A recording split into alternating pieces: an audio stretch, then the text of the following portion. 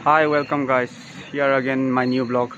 Nasidi shopping mall amakatang review tawjage ma'am. Just interesting. This is the first time shopping mall oidene koi location Lilong Bazaar Masjid Road to oidoiba. Ado haipetang ma'am da shopping mall jagi matang da kari kamain tawba aduga magonda phangba property ayabdi pochai singna chingba adugumba do masi kitang haipetang ma'am do charake.